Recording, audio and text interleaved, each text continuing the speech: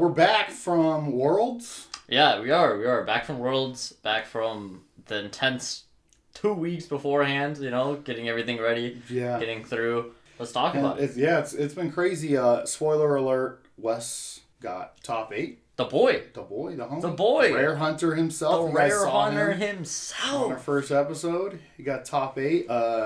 Michael Hamilton won the whole thing. That dude's a beast. No surprise there. I say no surprise because if you follow competitive Flesh and Blood, that dude is just like... The absolute tear that man's been on in the last year, what is it? Two calling victories, U.S. Nationals. And then Worlds. Great finishes at Pro Tour 1, Pro Tour 2. And he won the Battle Hardened. Battle Hardened at the PT2 weekend. Won Worlds and stuff like that. The absolute tear, successful podcast, the absolute tear that man's been on this year is just insane. Something that I actually found out that he was talking about right after was apparently he actually took, I don't know, a leave from his job, or he quit his job to focus on Flesh and Blood for like the last, I think it's like 1-2 months, I think they were saying, just because like he was like, I'm only going to get like a couple chances at this. Let me take it, and then and it paid off. You put all the eggs in the basket. Must be nice to be a trust fund child. No, no shots at you, Michael. It takes it's like that in all forms of life. Sometimes you have to make sacrifices in some areas to go pursue your dreams, and credit to him. Yeah, he won the Calling Orlando. Yep. At last year's Nationals. Then he won Indy. Yep. We were there in Indy. And then he won Nationals, the U.S. Nationals this year. And then fast forward like 3 weeks. Yeah, it was 4 weeks. Yeah, and then he wins Worlds. Man, a lot of crazy stuff going on. Interesting, in the Blitz portion of Worlds, there was basically 2 decks you could have been playing to do well. It was Icelander, and Prism. Mm-hmm. And the homie Wes was on Prism. Yeah, he was on Prism. I think the interesting thing, looking at Worlds, because we were so oversaturated with like the CC meta, to where we kind of knew going into it what was going to be like probably like the most 4 or 5 decks that people were going to play, right?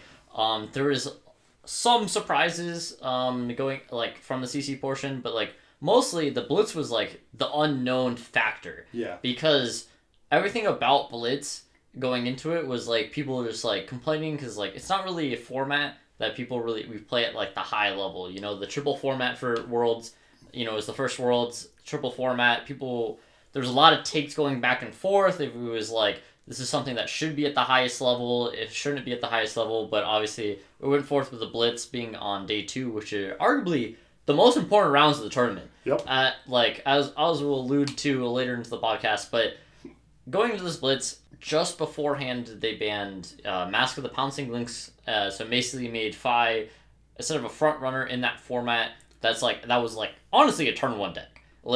You went second as Fi in Blitz, and you were killing people like 50-60% of the time. Yeah, they were talking about Rhinar OTK, but I was talking about Fi OTK on turn 0. The interesting part is before that they had banned Storm Striders to eliminate that potentiality out of Icelander and her strength, and it also got rid of Kano. And then they did the same thing, and in a format where you only have 20 life and all the cards are the same, characters or heroes that have the ability to have massive explosion are going to win a lot of games. Kano, we've always known, has been that. And then Fi with Pouncing Lynx with, starting the game with 6 damage on the table is more than a quarter of your life. And then just the nature of the way he plays, like you said, turn 2, just like puke my hand, Lynx, Salt, and then it's... if you survive it, you're at 2, and then they basically eat whatever you're doing. Yep. If you're doing anything at all, if you're not killing them back, like you just lose. It's like, okay, cool. Yeah, it was interesting. They got rid of that. Obviously, there's the Storm Striders banning, basically making Kano kind of irrelevant at the Blitz portion of Worlds. Kano has been one of those decks that it was weird that they actually hit it, because something that Brendan Patrick said, that there was like 20 people in the world that could play Kano to its highest level in Blitz and actually win with it. Yeah. And after you said that, I kind of like thought about it because the amount of people that actually complain about Kano being super good in Blitz, and the people that actually play the deck and are just like, yeah, like this deck actually isn't that good. Yeah. Because there's so much setup. You're at 15 life. The razor thin margins are just really, really hard with the deck. Obviously, Aether Wildfire give it a little bit bump, but the only data we had going into this Blitz season was like so far away. Was like the team blitz calling that happened like 4 months before, right? That was the last time like a major blitz event happened. Largely all those team blitz were actually won by like dev teams, which were like actually crazy. And then like obviously the Vor brothers won the one in the US, but there was the astonishing data that came out of that was that Kano was actually the worst performing deck out of the top decks that were at that team calling. So it was kind of crazy to me leading into it that they banned Stormstriders, basically killing that deck, and then they made it super high variance because you had to play the boots that gave you the extra action point if you played a non-attack spell, and it just wasn't where it was, and it was such a mainstay in the format, and then they just got rid of it. Yeah. So personally, I love playing Kano and Blitz. So personally, if Kano and Blitz is anywhere type of good, I'm playing Kano and Blitz because it's such a skill expression deck. The deck is so much fun to play, and it has the inevitability of playing on multiple turns, and it's quite good. But it was kind of weird for them to take that out of the meta. So you see Kano, which actually has a good matchup versus Icelander and a good matchup against Oldhim. Yeah. And leading into it, I think people thought like the 3 best decks of the format were going to be Icelander, Oldhim, and then Chain. Yeah. And Chain was like that aggro deck that everybody knew that people were going to play. It has Husk. It was like one of those decks where it was banned in CC for a reason. Like it was so powerful. It was so good. Those were realistically the only 3 decks that I heard people talk about. Icelander being, Extremity, had Stormstriders banned, and it was still the best deck in the format. It was still best deck in the format. And even now, like, they banned multiple cards from that deck after, we'll close. touch that. We'll touch on that, yeah. When you look at that kind of meta, and then I think people realized if so much percentage is going to be Icelander, so much percentage is going to be Oldhim, and then there's going to be probably, like, the best aggro deck's going to be Chain. If you can, be fine with a 40% against Chain, but you're in a hard win Icelander, you're in a hard win against Oldhim, Prism didn't look too bad if you're thinking about it in that kind of lens.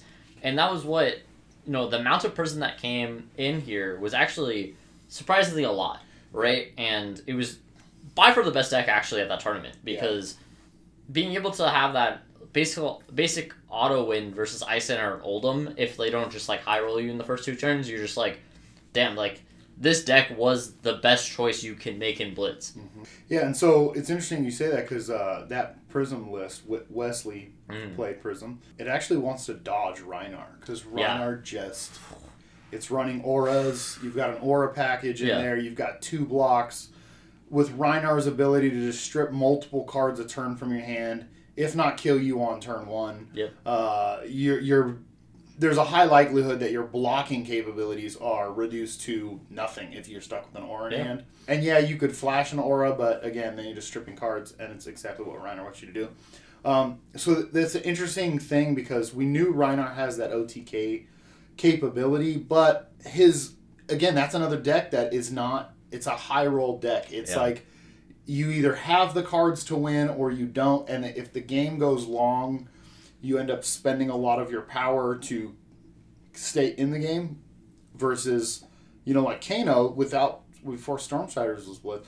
Like Kano was like a deck where the longer the game went, the more likely you were to win the game. Where Rhinar was like the opposite. In fact, I think we both have beat Rhinars. We both picked Kano at the U.S. team calling, and I'm pretty sure you beat Rhinar and I beat Rhinar too. Again, they can't. When they go to intimidate late, scary matchup. It's a scary matchup, but when they're intimidating you and you have 11, 12 damage already in hand, and then it's like, do I take the jump here? And you're just like, you know what? I'll take the jump. I know what I got left in the deck or whatever, and then you hit it. They can't really. If they pitch to AB, they basically intimidated 1 card out of your hand that you won't have anymore, and then they don't do anything. Yep. And that was the nice thing. Whereas Kano against other matchups, you have that instant kill. So it was interesting about that part of the meta. But yeah, Prism ended up being the choice to make. There was a lot of Icelander. There was a lot of Oldham. There were some chains. I know you played chain. I played chain. There were a few Phis, which was interesting to me. Because I feel like they were trying to meta the meta, where because the Phi matchup into Prism is very favorable. Yes. But you don't have favorable matchups anywhere else. But if you go and so that's like sometimes people, and I've been guilty of this, I'm pretty sure Peter has too, where you overthink the situation. Shout out to Brendan Patrick. A long time ago, I listened to an Arsenal Pass episode, and he said something that just made me laugh. Sometimes people tend to overcomplicate the meta when it really is just simple. They'll go like, oh, I'm going to, if everyone's playing this, then I'm going to play that. Well, if nobody's playing what you thought, you look really bad. You've overcomplicated it. A lot of times it's like, this is just the best deck. This deck beats that deck. I'll play this deck. Or I'll just play the best deck or whatever. You can just take the simple choice. The more and more I play games, the more and more I realize you should either be playing the best deck or you should be playing the deck that beats the best deck. Yeah. And if you're doing anything besides that, you're giving up percentage points in other ways, or you're trying to deck build your meta poaching deck in ways that just makes it less good than it would be if it was just the best deck already. Play a deck strength. Don't try to play a deck strength to beat another deck strength. Play that hero strength. Yeah. Because if you're doing something that is you're trying to move a strength from a certain deck that could possibly beat another deck, you're just not maximizing the possibilities if you can on that certain philosophy, you know? So a point I want to touch on the Worlds, a little bit of roast here, Peter. Peter started out 0-3 in draft. Do you want me to go? No, I don't need you to go over. I just want to talk a little bit of smack here. I'm driving in, right? I'm driving in. We get there, me and the homie John. We get there, and we're just gonna come check in on the boys, and we're gonna see how we're doing. And at the time, we already know Peter's 0-1 because Peter's already got the update. We get there, end of round 2, Peter's 0-2, and I'm like, "Don't worry, boy, you got this." Peter 0-3's his draft. He starts out 0-4, I believe. Yeah. And what were we playing in CC? I was playing 5. Man, bro, not looking good. He ends up salvaging the day. I do. With a 4-4 record. I do. Yeah, that was just surprising to me. The homie Chris, he 0-3'd another draft. Won all his CC games, which he's notorious for doing. Yeah. Wins the CC games. We actually, none of the homies did really well in the draft portion day one. Wes went 1-2 in draft. Let me, I think because I got the stories of everybody's draft. We can go over mine later, but I don't want to go over yours. You went 0-3. You disappointed me. Yeah, I can go over it. I have literally, I can diagnose what went wrong very easily, and I thought about it. Cards. I thought about it during the moment, and I was like, "This can't go that bad." I want to ask you, it wasn't that bad.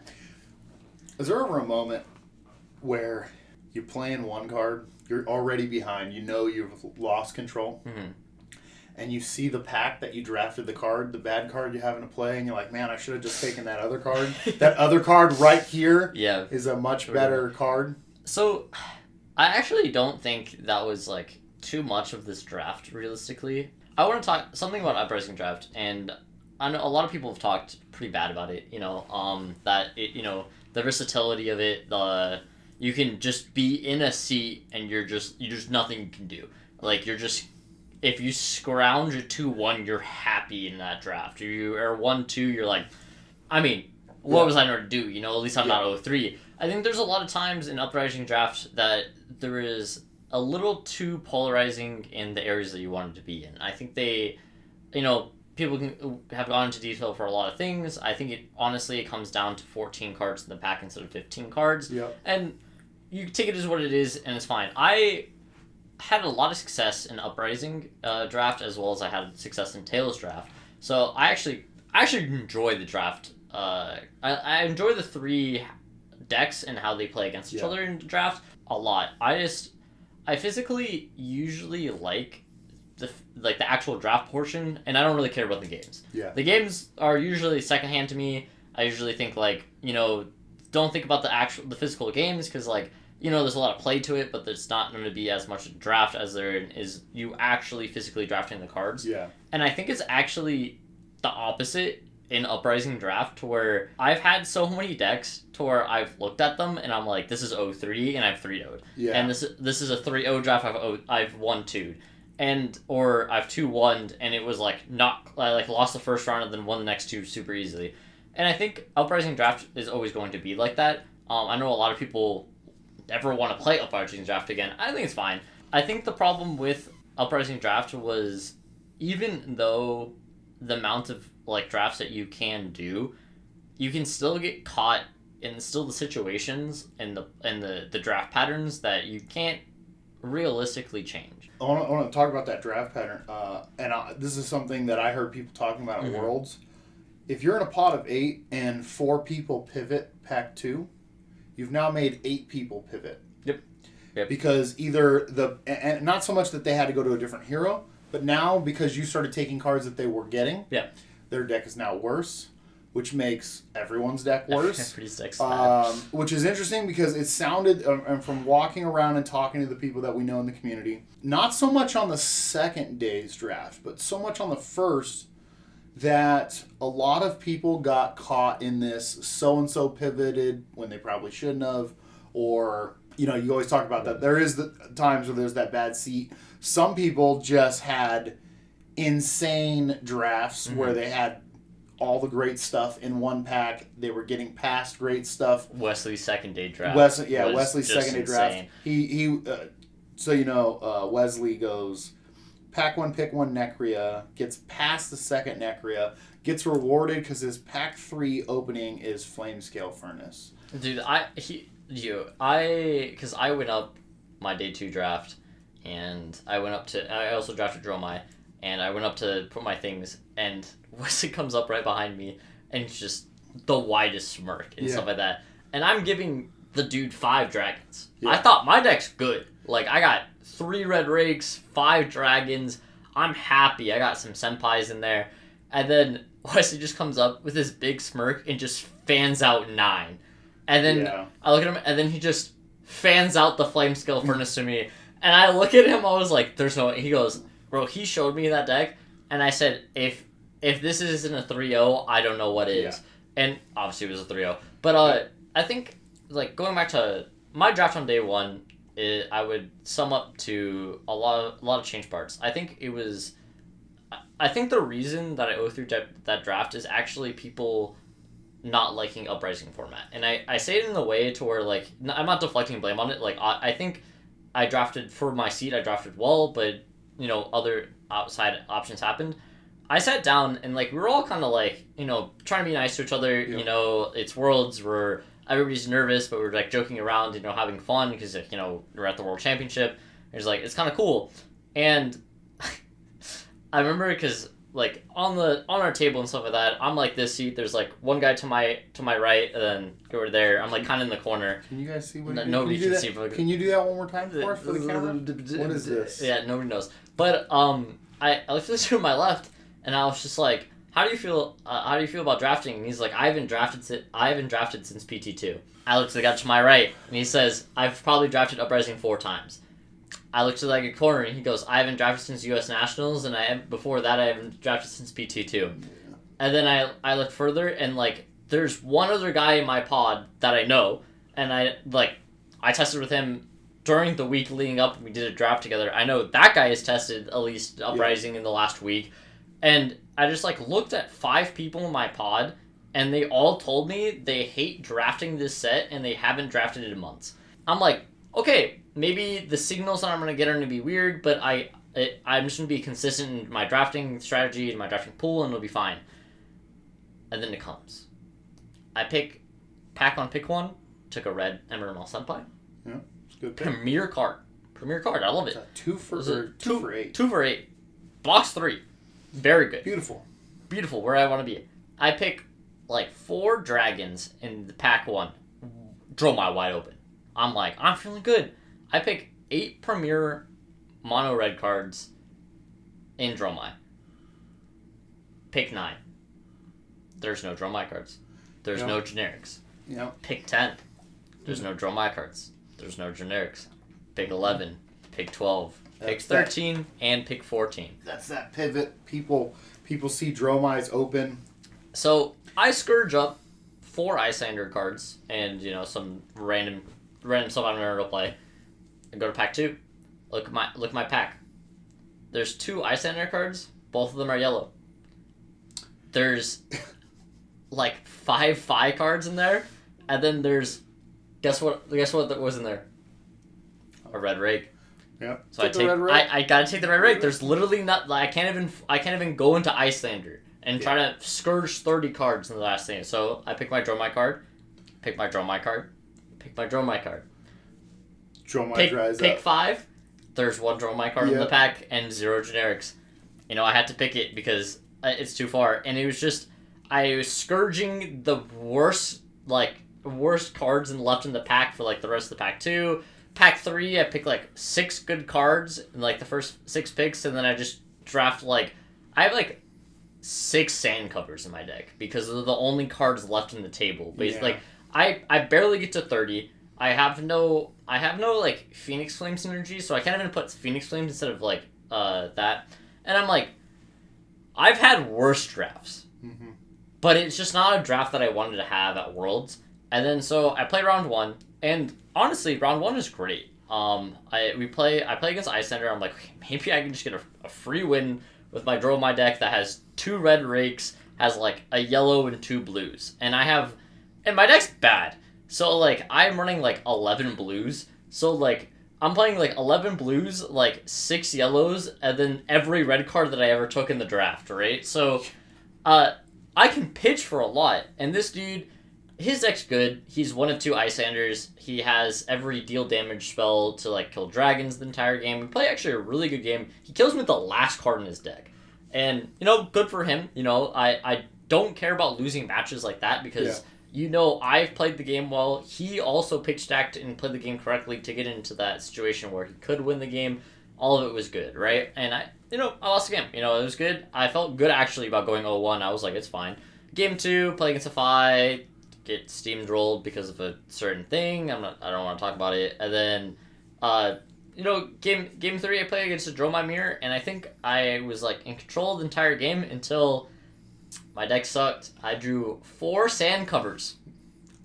Let me tell you. That's not a good look there. Let me tell you, I had an Uvia and multiple things, and the worst part of it is the sun covers weren't red. I couldn't even attack with my things. I arsenaled. I attacked. I made an Ashwing. Yep. I attacked with an Ashwing, and I arsenal passed with a 4-card hand because I literally couldn't do anything. And then obviously I have 4 sand covers, so it's not like anything's happening. Also, the worst part is I don't even have things to sack to get them out of my hands. I have 1, so I'm playing 1. I'm 2 useless cards in my hand, drawing 1 card. Who cares, right? And I lose the game. I lose tempo. He plays he plays Nekria. I eventually lose tempo, and I just get fatigued. He lived at 1 eventually because he had a good quell turn. That's what it is. So start 03. I'm pretty tilted. Yes. I'm just kind of down. It was tilted. I was tilted and down. Actually, Higashi and Wes kind of cheered me up because we had that short break. They gave us a 30-minute lunch break, which was nobody was getting food in that 30 minutes. But I finished my round. I'm feeling down, and I was feeling down for a little bit. And Wesley just eyes me from across the room and just motions me to go outside with him and Chris.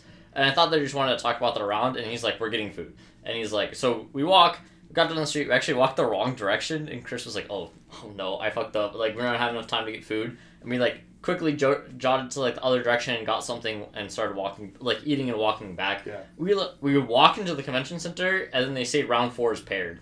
And I get a bye, but I don't.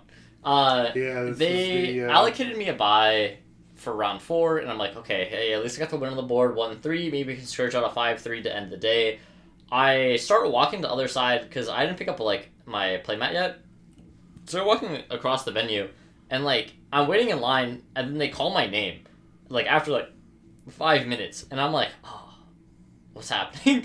And so I walk across the entire thing, and then like the head judge is like looking around frantically, and they call my name again, and I just like kind of like raise my hand while walking, and the head judge is like, oh, thank God, like I finally found the guy, and then he's like, yeah, basically a guy accidentally dropped from the tournament, so they either had to repair everybody, take everybody to sit up, or they pair him against the guy that has the bye. So they paired against the guy that has the bye, which is me. I'm 0-3. The guy was 3-0. He's on the high. He's also playing Briar versus Phi, which is a very volatile matchup to where it can go either way super fast. I get to go first. I attack him, Arsenal, and Art of War. I'm feeling good. He plays Force Channel. And then, so you have to block, because you will, as people saw in top 4, with my boy Chris Hayali. Yeah. You can just die. You can just lose the game. Just die the game. You just die. And so I block. And I have auto ward thing. And then he already has channel on counter 1, and then he forced channels again. And then also had a snatch. And I couldn't block 11. Yes. And so he draws 2 cards, has an embodiment, draws into multiple attack. I literally died. Yeah. And then I can't do anything, you know? And so I'm 0-4. I'm feeling down. I play like my next round, and then I play against Dromai, which is a bye for Phi. And, you know, I'm like 1-4. I feel good. I had a really good conversation with that Dromai. I wish I remembered his name. But no, that guy had a really good conversation. He was in like really high spirits, although we were 0-4. Then he ended up like losing to me, and he was 0-5. He was just really in high spirits and just like happy that he was there. And like it was more like he didn't care about the results that actually happened. He was just happy that he was having conversation with people that enjoyed the game like he did. Yeah. And like that, honestly, having that conversation with that guy kind of like clicked my mind, and I was like instantly in. And you know, ended up 4-4, winning the last, like winning like 2 Phi mirrors, like beat Dromai, and then I forgot the other deck I beat to like go 4-4. Felt good. Then day 2 actually felt really good.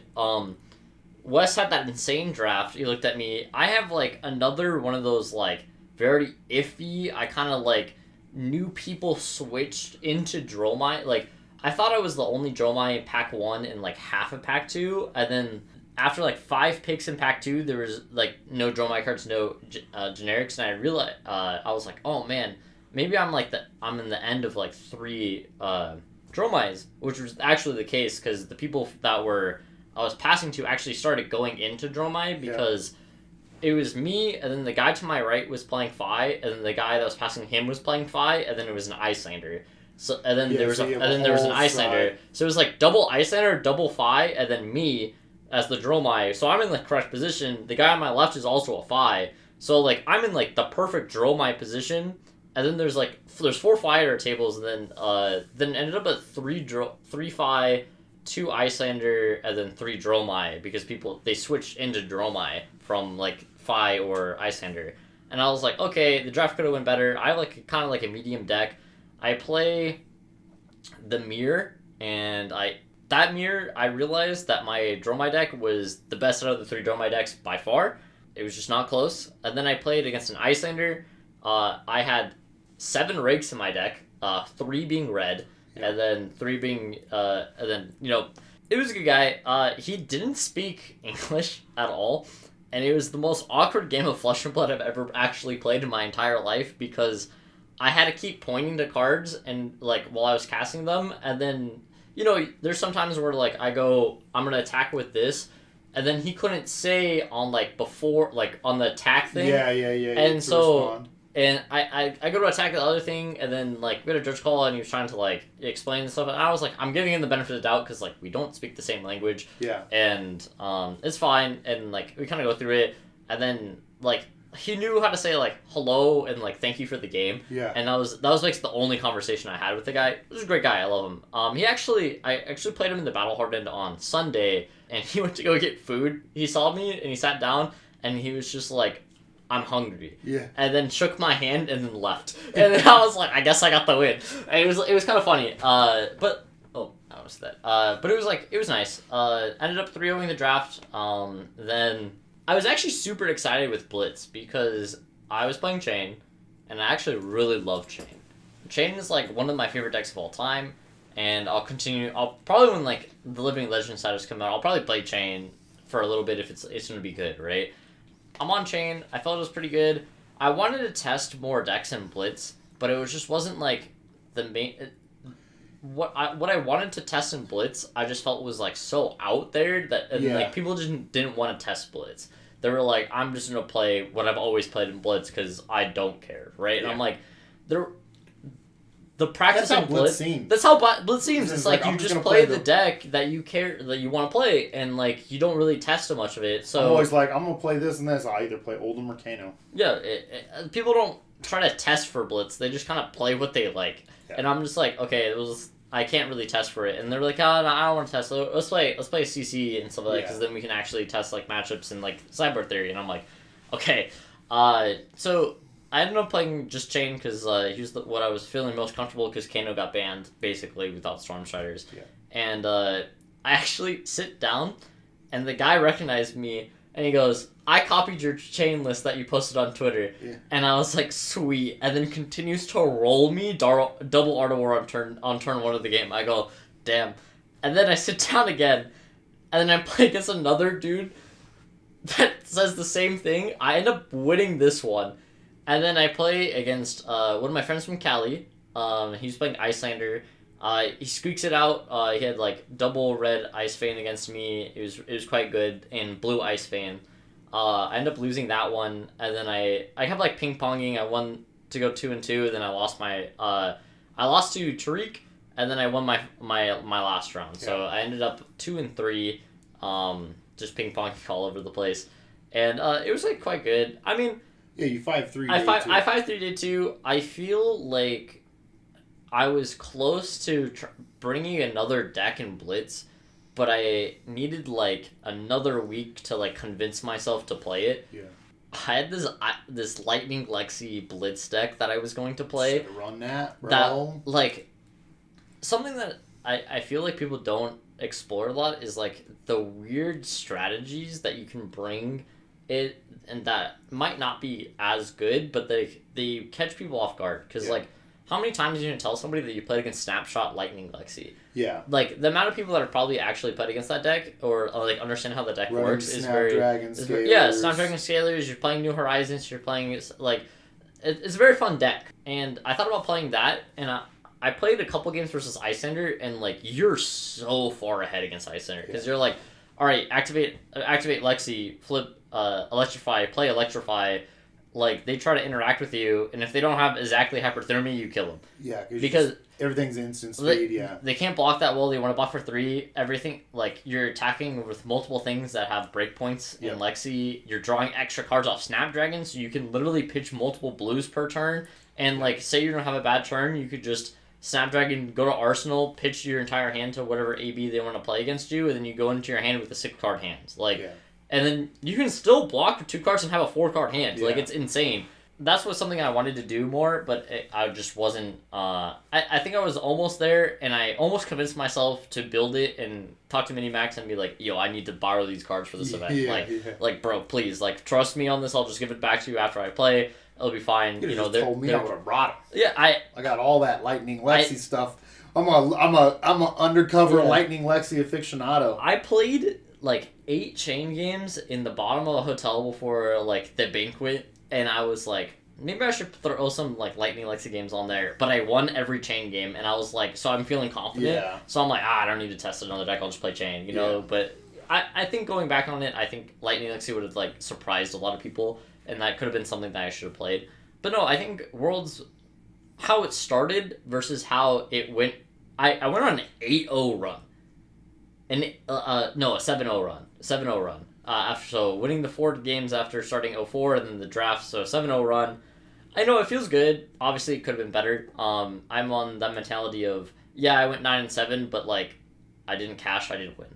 You know, I'm still hungry, obviously, to go forward and try to be, one of the best players in the world. So it's good. Just keep getting back at it, Yeah, so I just had to roast Peter. I know that turned into an ordeal, but I just wanted to point out that I am now officially the best limited player in Las Vegas. No, Eric. My limited ELO is so... I'm not worried about ELO, bro. I'm not worried about ELO. It's about results. Eric and Peter. Both 0-3 their drafts. And then I 3-0. I went 3-3. I mean, it all starts with what foot you start off with. If you go to walk and you start with your hands, you're not walking, bro. You're falling. Okay. I can't stop walking. I'm just gonna talk. I'm just gonna mess with you. I do want to say the homies were in force at San Jose. Yeah. We had a large Vegas contingent, not only just in the in Worlds, but in the calling. Super proud of both my children. Shout out to John and Travis. They both day 2. You did. They both day 2 the calling. I actually started out 2-0 in the calling, and then I played Yanji Lee and Jason Lai. Yep. Both on the same FI deck, and both of them told me we played those games to the epitome of like no mistakes. Played the way against Yanji, I had a mediocre Art of War turn. He had an insane play, which taught me a whole new facet, which is the links for yellow belittle. Yep. On an Art of War turn ends with a CNC that's going to kill my second Art of War, which would have won me the game. A second Art of War for me wins me the game. It's funny because he does that. We talk about the theory behind it, how he really likes it. Tells me it's pretty much it's just the way the cards line up. And then very next matchup, I play his friend who's on the same deck list. And it comes down to one of those turns where he says the words, "I think I just have to kill you." I bring him to 1. Yeah. He's able to kill me on exacties. And it was a game of the way the cards line up. I talked to both of them. I don't think I made any mistakes. I don't think they made any mistakes. It was just Yanji's belittle search was something that I had never seen, never even thought about. It was amazing. That was the pivotal turn or the crux moment of the game because, again, it destroys my... I actually used the Art of War defensively because it saved myself 8 or 7 life. There's no point There's no point in taking that damage and then just losing the Art of War, so I ended up using it. And then against Jason, again, it was one of those, like, I played the hands that I got. We both had equal Art of War turns. I had a pop-off turn. He has a pop-off turn. And then on my rebuttal, I can bring him to 1. And he has that, okay, I think I just have to kill you. And he just happens to have exacties. And at that point, I was like, okay, whatever. I played an Oldham. I ended up losing that game. I think they were overconfident in the ice react. It was weird because it kind of caught me out. Ice react didn't catch me off guard. They were ice reacting super late in the very early turns, which is allowing me to play around the ice react. And then after his armor was gone, and obviously Myers gone because he does have like spinal and having to use flame scale, whatever. Then he started to ice react early, which actually the first time he did it, I ended up getting looped with a Phoenix Flame on top of the deck because of the ice react early. The first time I was like, I'll just put the Phoenix Flame on top. So I get a Phoenix Flame, put the Phoenix Flame on top, still go through the hand. He just blocks out, and then, or he just blocks like 2 cards in it. On his reaction, I am like stuck with this very mediocre, because the Phoenix Flame is there. I'm stuck with this very mediocre turn, and then every time he's like instantly ice react right off the first reaction. There was actually a moment in the game where I went with Mounting Anger, and he chose to ice react, and I was just like, wait, am I just gonna win? Is he just like trolling here? And he actually still had a sink, which I was like, wait. For a moment there, I was like, is he just like conceding?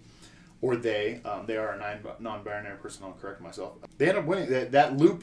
It was like 3 turns in a row where they got to loop the Phoenix Flame, and it just... When you're holding a 1 damage card in your hand, it's the weakest of the cards, so you're going to try to present the others.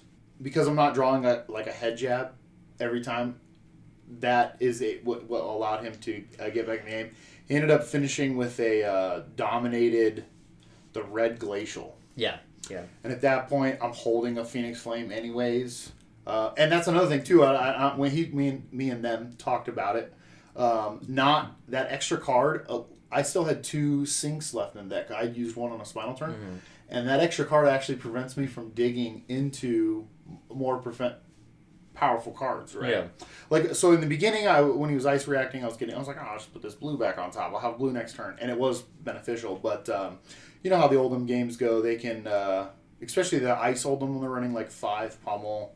Played around the Pummels. I discarded like mediocre cards. I think at one point I discarded Assault because it was like the hand was like a double Salt, and it's like none of these cards have go again. I don't need to have the second one. I'll just arsenal the other ones. But yeah, the children did well. My children did well. Both day 2. Travis also day 2'd. Yeah, the calling in the Worlds was a great experience. Getting to talk to a lot of people, getting to see the action. One thing I got to see mom and dad. I drove out and your stayed with my parents. That was cool. There. I got to hang out with Phil, and then we had there was some egg sandwich place. That was probably the highlight of my weekend. That egg sandwich place was bomb. Yeah. And then getting to watch Wesley beat Michael Hamilton on stream before the top 8. The most disrespectful thing of the entire weekend is Wesley sitting down, telling Michael Hamilton, like, basically winning in for what was perceived winning in for top 8. Loser doesn't make top 8 before all the tiebreaker things happen. Yeah. And Wesley sitting down the second to last round of the Worlds against Michael Hamilton, saying and then beating him on camera. On camera, yeah. To Islander Prism. To Islander Prism. It wasn't even close. No, it's not. The matchup's not close either. It's so just bad. And he just destroys him and then just walks off after basically getting gifted. And then obviously Wesley wins his last round and Wesley went 8-0 day 2. Yeah, Wesley 8-0's day 2, makes top 8. Michael Hamilton, the gods, always looking after him. Get him into that 8th spot. Yep. Because I think he was X1 after day 1, or he was either XO or X1 after day 1. So he has such good tiebreakers. I think he 2-1'd his draft, I want to say, and then lost 2 rounds. Lost the first round and then lost the first one and then lost to Wesley. So his breakers are very good. Right? He has one of the best breakers in the room. Obviously, has the best X4 breaker, gets that 8th place spot, so he gets to play in top 8. I think the highlight for me was not only was seeing multiple of my friends and multiple of my testing partners make top 8, because Chris, I have tested a lot. In the final, bro. I've tested a lot with the Cali guys, the Vor brothers. We're called the Experience. They kind of adopted some random Vegas kid into their group, and playing with them for the last amount of time. I still remember when Horsepool, Adam Fiffles, and Chris literally just looked at me in Indy to where you were still playing your match, and I was walking around. And that was the one where Christian's flight got canceled. Yes. And so it just looked like there was just some random Vegas kid and stuff like that, and Horspool just looks at me and he signals me over and he's like, "Do you need friends to hang out with?" And it's funny because I look back at it, he's probably roasting me at the time, but he's like, "You need friends to hang out with? Hang out with us and stuff like that. We know you." Literally since that moment, and then he invited me to play in their Discord and stuff like that, and we tested heavy for PT1 and going through that, and the experience has just been so good, and just seeing Chris, I saw a tweet from one of his locals, and it was just the most heartwarming thing, because they took a picture of him from I think it was 3-4 months ago, literally teaching a new player at his shop, Flesh and Blood, and they just took a picture of him. He's not even there. He runs all events at his store in California and it was just this local saying not only did he top 8, but he's there every week teaching new players, being able to there, and I just want to highlight him in there because that just it just speaks wonderful amounts of the integrity of the game, the passion behind the game, just how good of a person that he is, that no matter how good he is, topping Worlds, going to Pro Tours, going to US Nationals and all of this, he's still at his shop every week, teaching new players all the time, and putting in the time to grow the community and stuff like that. I want to highlight Chris on that. I want to highlight James White. James White was there. I'm not afraid of nothing, dude. They were talking, there's people waiting in line. Yeah. There's people waiting in line to say hi to James. I just went and approached to him while he was talking to somebody else. Started telling him about our show and how much I love the game and all that stuff. So shout out to James. Some Cali guys showed up on day 2 wearing the James White outfit, which was great. They took a picture of that. I was supposed to do that. I was supposed to be in that. I was so sad because should have brought a pink shirt. I bought actually on Amazon. I bought the outfit, the pink shirt, the white pants, with the collar covered up like James White. I bought it because it was the thing that the Cali group was gonna do, and I bought it. I spent $49 on this get up, right? Amazon primed it to my house. Get it there, came there. I'm putting all my stuff in. I'm like double checking that I get everything, zip it up, all good. I get there on a Tuesday because I was gonna go early and test. I get to there on a Tuesday, and like Wednesday night, one of the Cali guys go in like before they were about to fly out, and they were like, "Hey, make sure you guys got your James White cosplay for the Saturday that we're doing it." And I go, "Yeah, man, that's in my bag." I get back after eating dinner on the Wednesday night, and I get back to my hotel, and I look through my bag to like put my clothes on the on the bed to like when I wake up in the morning to like get it to make sure I'm ready, and my James White cosplay is not in the bag, and I frantically go, "Is there any way possible I could get this here?" And then I was like, okay, if I get my mom to go get it from the house, will it come in time? And then I realized my parents are out of town, and so they can't go into my house and ship it. And I was like, could have told me I got a key to the house, bro. No, I do not have a key to the house. But like at that time, I was just like, no. And then I was like, maybe I should just buy. Maybe I should buy another one, right? And just just Cali, like they have to have it. And then like just walking around, you won't find white pants. You literally can't find it. I know this because I went to 2 stores for Keaton's cosplay for Halloween. Attack on Titan. Yeah, he's like, "Dad, we gotta find white pants." I was like, "If we go to the women's section, we will find white pants." Yeah, you literally will not find men's white pants. I don't know. It must be like a New Zealand thing to where like I do not know how you find that color of pants unless you're ordering that online. And now it's what it is. I really wanted to be in there, but that picture is dope. Like that's like one of the nice pictures. There's so many good pictures from the weekend. Okay, so the Worlds was a success, man. Hamilton win. Ayali gets second. That's a rematch of the Battle Hardened Lil. Yeah. We actually you and Ayali were in a final in a ProQuest in California. Yeah.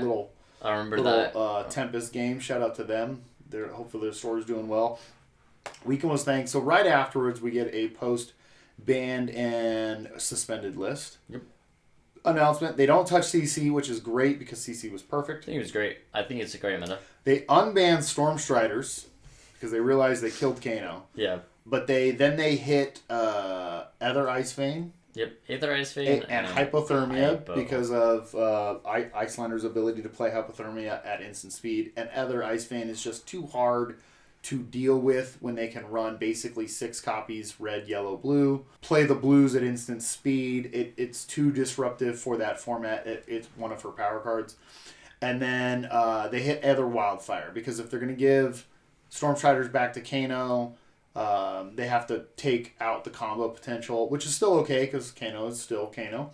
It's funny to note that Stir, Snapback, and Stormstriders and Wildfire, or a lot of Kano stuff has been on the ban list. And so now it's just Wildfire, Stir, the Other Wind, and Snapback, which are banned. Which is still okay because Kano still has tools available and he's still good. And you got new cards too. So I think I like the banning the new thing that we got back for the Blitz. I think after reading the article of them talking about like why they unbanned Stormstriders and then ban Wildfire for Kano and talking about Kano specifically, I think it made a lot of sense because when you look at the allocation of the cards that Kano has and the life totals in Blitz, if you don't know Aether Wildfire Bath, the highest potential that you can do is like above 36.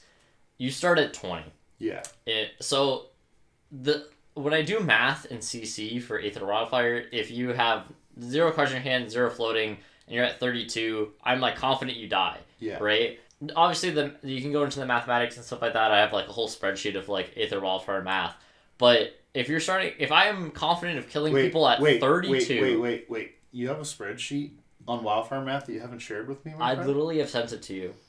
Oh man, I don't think so. You need to send it back. All right. Send it again. But because that's information that I would like to have ready on this memory here. So 20 when starting at 20 life, if I'm confident of killing people at 32 and you start at 20, you're in range of dying on turn 0, right?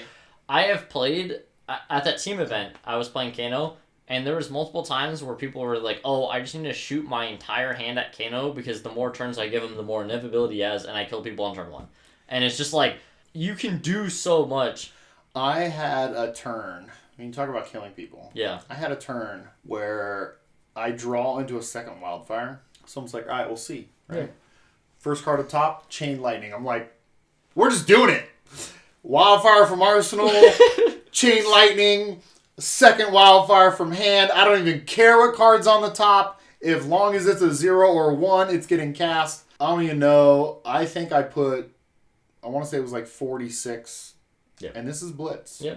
And that was at that Vegas team event. And so you're right. When you keep Wildfire in the format, there are times where it's just like I don't have a spreadsheet. I'm just doing it math in my head. I'm like, even if they AB this one, that second one gonna get through, Doug. And then I got 3 off of Chain Lightning.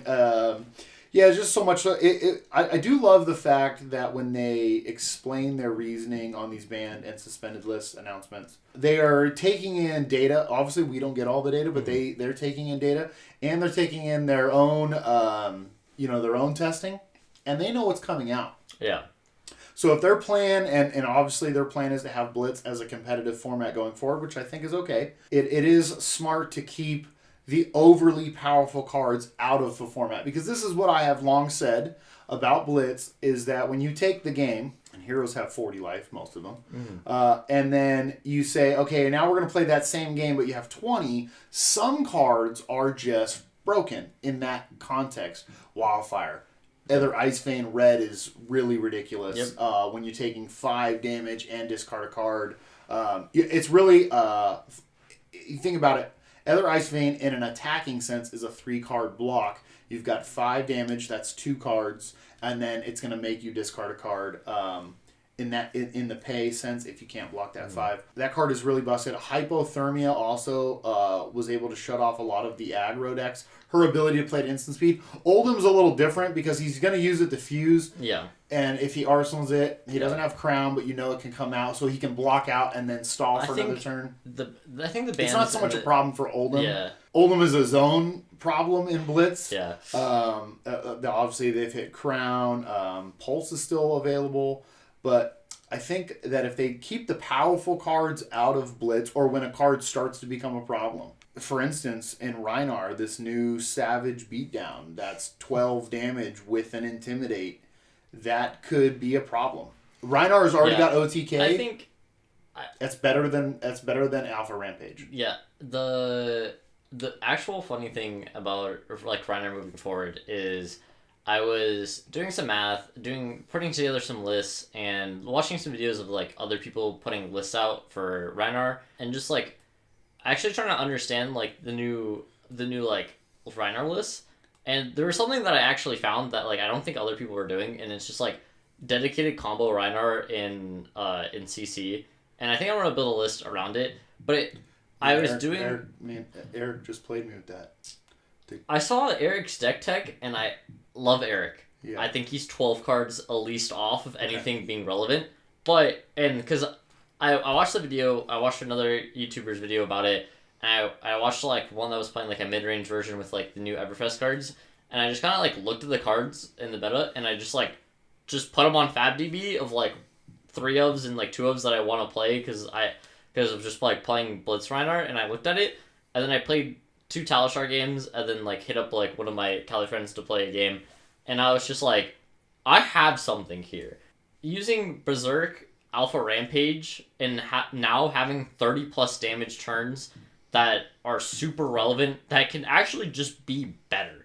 Yeah. Like, actually more than 30 damage, but those are just like, that is like, kind of like a base level of like Rhinar combo if you go Berserk Alpha Rampage. Like, I think 30 damage is like very easy to get to, especially you just get to intimidate like a card instantly off the bat with just Alpha Rampage, and then like you playing Claws. I'm like looking at it, I'm like, damn. That's really good. The new boots are really good. Beaten Tracker is really good. I also think something that is like super underrated is you have that, but people are already dying to Alpha Rampage, to Alpha Rampage and Blood Rush Bellow and Blitz, and then you add Berserk, Blood Rush Bellow, and you're just like, oh, you just I'll draw 3 cards. I'll draw 3 cards, my friend. Yeah, you draw 3 cards. You because when somebody Blood Rush Bellows, you're like, oh, I hope they just hit reds. off the 2 cards that are out.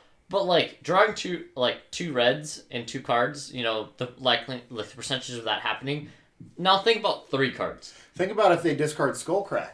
Yep. And now they gain another resource. In fact, me and John, John were testing. We were testing, and John, every time, he's like, that card's unfair because it's almost a guaranteed free swing with claws, which is so great. All right, so we're getting into what I want to talk about next. Dynasty is here. Yes, Dynasty is here. What is the new hotness? We just talked about Reiner. You and I know. Yeah.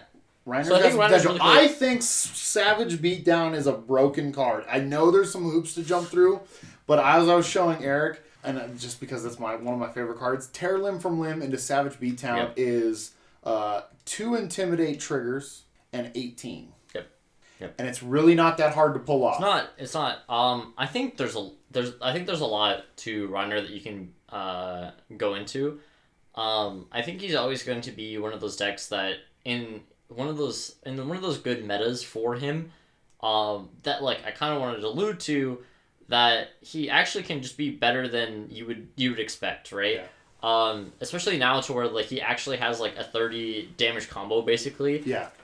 I have to do 10 damage. Yeah. How easy it is for me to do 10 damage with Reiner, because you're not doing on-hit effects, so people will just take large amount of damage from you because you have to intimidate their hand anyways. Yeah. So say you take 13 from Reiner and you're at 27 and you have like 1 armor block during the game, and then I Arsenal Berserk, and then I see a Blood Rush Bellow, and I just go, cool, let's see what happens, and I present 30 damage to you, and you have 0 hands, you're just like, oh, well, I just lose the game. Yeah. And another card that I want to talk about in Reiner that I think is going to be crucial, and this is something about the way brutes play. Obviously, the way the game is designed, where blues pitch stacking and blues come with heroes get weak. Reincarnate, just going back to the bottom. Yep. The fact that it's just a 3 for 6. So late in the game, you're going to have blues almost every time that Reincarnate hits on the random discard, it's going to be right next to a blue, which means when you draw it, you can double block, no Intimidate, no discard required. Here's a 3 for 6. And late game, that kind of stuff matters when you get into that 2-2 game, because if you're worried about getting cards intimidated, but you still have to block 2, it's almost the same value as intimidating 2 cards. I think the big part about Reiner has always been that you have to... He's a 3-card hand deck, right? Yeah. Because you need to be able to play your attack and discard another card to be able to do something. And like traditionally, Bolton is also a 3-card hand deck if you want to do stuff, because you have to charge and pitch attack and like more and stuff. And the struggle with 3-card hand decks is that you have to take damage to do your plan. Yep. And like you have to take more damage to do your plan, and late game wise, you are too low to try to keep cards in your hand, and B, you run out of cards faster than other decks. So Reincarnate actually fixes that problem of, if you are discarding that, you're technically not losing cards anymore. You still have to take extra damage, obviously, but like to get a 3-card hand instead of a 2-card hand, because you lose the extra block 3 or block 2. But you get to retain the rounds of cards actually physically in your deck against your opponent, right? Something I actually really want to see is, and Mech has gotten a lot of stock from people. I actually think they are crazy, and Mech sucks again. Yeah. I don't think it sucks, but I think the stock in Mech right now that I have seen, I've said this before, is insane. And I'm going to say it again every time a new set comes out. Look, I'm going to call it right now. The next full set we get is Light Shadow stuff. Yeah. Okay. People are still going to think Dash is good when that comes out. This is what happens. And I love playing Dash. Dad, you showed me Dash. Dash is fun to play. But listen, every time new cards hit the floor, everyone's like, Dash is good again. And then by the time the competitive events start, Dash is no good again. Maybe next turn. And look, they got Hood Rat Dash is what I'm going to call it when you're going to assemble Voltron, or whatever you want to call that. Gundam Dash, whatever you want to call it when you get to set up. The cool thing about that card is it does not say attack once per turn, so if you've got a Hyper or whatever High Octane turn, you can multiple attacks with that after boosting multiple times. There's some cool stuff. The Harpoon. I think Harpoon really good, but you're going to have to boost 3 times just to be honest with you. Harpoon actually I think is the best card in the Dynasty. No, yeah, no. I think Harpoon is the best card in Dynasty. Yeah. But the problem is the deck Harpoon goes into is not Harpoon will only be able to go into a deck that is a mid-range or a full boost dash. And I think the problem with that is boost dash does blanket amount of good damage, but it doesn't have on-hit effects, which Harpoon fixes because you get to, basically take a card out of the opponent's hand. But if you're not getting Harpoon specifically on these multiple, boost turns...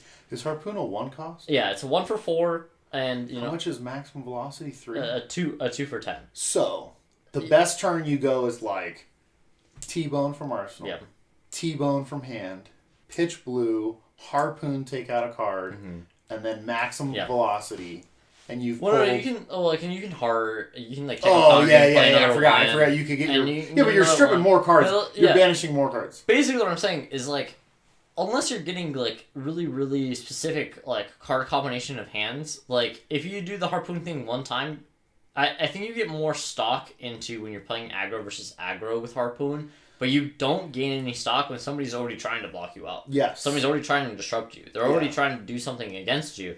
You're not getting any stock with that card against that matchup, but I also think you do less damage than Fi, and I think you do less damage than Briar. Yeah. And Briar is even though Briar is maybe more inconsistent, although Boost Dash is a very inconsistent deck. I have played and tested Boost Dash to where you boosted 3 times and you banished 3 reds and then you draw 4 blues. Yeah. And you're just this hand sucks because you have to play 22 blues and you play X amount of yellows to play in the deck. Your actual red quantity is high, but it's not as high as these other decks. And you're just I drew double yellow, blue, and 1 red. Yeah, nothing's a break point. You got no break points. You're doing 13 damage. And it's cool. You're stripping 3 cards from your own deck. Yeah, you're stripping 3 cards from your own deck, and then your aggro opponent goes, "Oh, that's cool. Here's 20. Yeah. You lost by 7. Yeah. And you're just who cares if you did 13 damage off 2 yellows? So red shout and out blue. to the homie Ryan. One of the first time I ever played Dash, Exodia, and he showed me and. Was what, you're attacking for 5 each time with this is ridiculous. Yeah, Tree Frog Dash. And then Dash. he was Tree Frog Dash and or whatever. Yeah, Tree Frog Dash is the full control. Yeah. Hood Rash or Gundam is the Mechazoid. We're calling it Hood Rat. And then it's a specific kind of animal. I forgot what Wombat the Dash. Wombat Dash is full boost. Yeah. So the first time I love how Dash has these names. So I'm taking the moniker. It's Hood Rat Dash. If you guys call it anything else, you're breaking the Dash tradition. No, but Ryan actually showed me because I was like, man, you just set up. He was unmovables and all this stuff.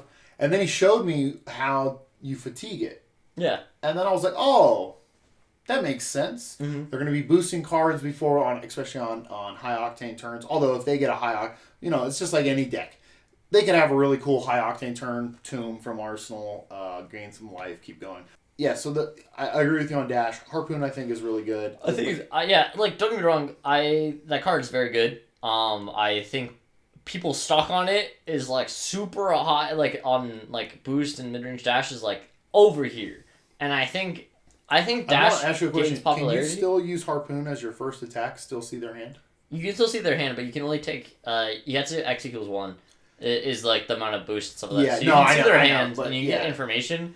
But if Ball Lightning was legal, you could pull Ball Lightning. You could pull Ball Lightning. If LSS, if you're watching this, give us help. Give us ball honestly, back. Honestly, Briar's 2 points away from Living Legends to us. Give us ball back. I want to talk about Briar. Shout out. If you're this far in the video, please like and subscribe. Leave us a comment. Tell us what your new Dynasty hotness is. What you're doing on. We'll talk about Arachne here because I know a lot of you, if you comment, you're gonna be like Arachne. So let's go to Briar because we know Dash is whack. I'll be honest with you. Be straight off honest with you. Briar's still the best deck in the format. Well, not the best deck in the format. I still think it's the best aggro deck in the format. You see CMH. I got at Armory just the other day. Yeah. I got double CMH force natured from across the room. 34 damage. Across the room, I'm over here playing Kano in the corner. comboing people. 34 damage. I don't even think they... My Kano combo They did didn't even 28. understand. My opponent didn't even understand what I was trying to explain. Like, yo, that's a 34 damage turn. You still keep one of those heroics out. Yeah. Which means I have no cards. Even if somehow I survived. It was... You draw up to a 4-card hand. I do nothing. And then you... Another heroic turn. I hear this from, like, literally across the room. I'm Kano comboing against my Fi opponent, and I do 28 damage. I'm trying to interrupt Peter, too. I'm like, Peter! I'm like, what's going on? Like, I'm, like, mid-combo. I was like, give me a second. Like, I'm trying to win the game. And it's like, I'm, like, doing, like, 28 damage against my Fi opponent, this Kano, and then just, like, you're just getting OTK'd by Briar in the other side of the room. And I'm like, what is this? I was like, this army is hilarious. The turn was so ridiculous, because on his setup, so he got to go first, he goes grasp. Yeah, he goes grasp, heroic, nimblism to make the embodiment token. Arsenal's a card, I think. Or no, he didn't grasp. He just went heroic, nimblism, arsenal card. I was like, okay. Yeah. Cool, you got a heroic. I know what I'm doing. You got a heroic, you got a embodiment trigger. You know, you're hoping. I was playing Droma, right? So I'm like, all right. I don't know what I did. I hit him for like 13. Of course, your Briar's like, look at what. See that thing right there? I'm not blocking. You see this thing? He leads with the second heroic, and I'm like, oh, this is about to be bad. Yeah. And then he plays Exude from Arsenal with the using the lightning trigger, and I'm like, yeah, you got X equals 10. I'm looking at this sand cover, and I'm like, if I do have an Ash, I was like, but if I sand cover here, it doesn't really do anything. I'm taking 10. I was like, oh, you know what? We'll just mitigate. I'll sand cover and double block, right? No big deal. I still got 2 cards in my hand. And then this fool's like, whatever. I don't know what the... Oh, then it was Force. Then he fuses the Force and then plays Snatch. And I'm like, so that's for 11, and you're going to draw 2 cards, and you still have Snapdragon Scalers. So he snaps Snapdragons... draws into 2 cards. One of them is another go again attack. Yeah. No, it wasn't go again. It was just lightning surge, whatever. It wasn't from Arsenal. So it was just, again, it's 34 damage total. He would have got he would have got the Arsenal card and draw up. So I was like, I can't even survive the snatch. Oh, man. The double. It was just stupid. And he's like, he's laughing. And I'm like, yeah, that's what makes Briar busted. I mean, she's only like, what, 2 points from Living Legend, so she's so close. Gonna be gone. Honestly, it's one of those things. It's done this season. Yeah, oh yeah, like I told this to the guy you were playing, John, and he was like, I like playing Briar, and I said, you're gonna enjoy playing Briar for 2 months. Yeah. And he was just like, what do you mean? And I was just like, the ban restriction announcement is like literally the next week after ProQuest season. I was like, there is no way possible. She doesn't win one event. She doesn't win enough events to LL.